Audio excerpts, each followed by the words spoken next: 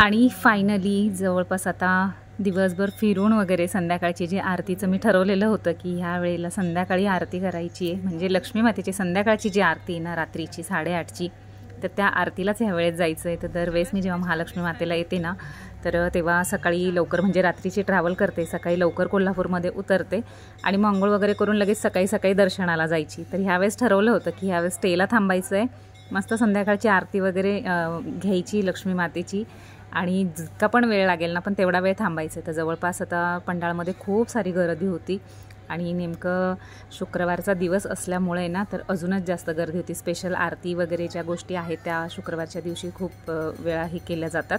आणि आता जे आहे तर मी असं ठरवलेलं होतं की बस आता आरती सापडवायची लक्ष्मी मातेची, जेणेकरून इतक्या वेळा आलो आहे आणि त्या गोष्टी नाही झाल्या तर मग मनासारखं काही नाही झालं की वाईट वाटतं. पण तसं नाही झालं, ह्या वेळेला अगदी मनासारख्या सगळ्या गोष्टी घडल्या, अगदी जसं प्लॅन केलेलं होतं तशीच सगळी ट्रिप वगैरे झाली.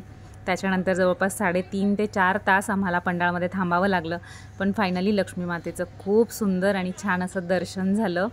आणि मंदिराच्या गाभाऱ्यातला जो म्हणजे वातावरण असतं ना मंदिराच्या वगैरे तिथलं इतकं सुंदर वातावरण असतं ना, इतकं सुंदर वातावरण असतं ना की तिथे असं माणूस मंत्रमुग्ध होऊन जातं.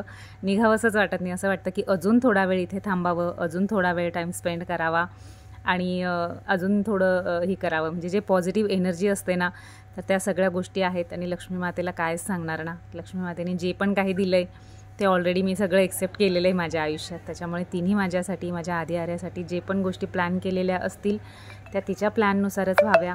कदाचित माझ्या प्लॅनपेक्षाही लक्ष्मी मातेचे प्लॅन्स खूप बेस्टर असतील माझ्यासाठी, आधी आर्यासाठी. ह्या होप्स आहेत मला. आणि असं सगळं लक्ष्मी मातेजवळ सगळे गाऱ्हाणे मांडून, सगळ्या गोष्टी मनातल्या सांगून आणि फायनली जे आहे तर आता जेवायचा वेळ झालेला होता. तर आम्ही ना चव पेटेतली म्हणून कोल्हापूरमध्ये खूप सुंदर हॉटेल आहे, इथे ना कोल्हापुरी मटण रस्सा वगैरे खूप छान मिळतो. तर ते सगळं जेवण वगैरे केलं आणि मग पुढे जे आहे ना तर दौलत हॉटेलच्या तिथे आम्ही थांबलो, म्हणजे आमचा प्रवास सुरू झालेला होता.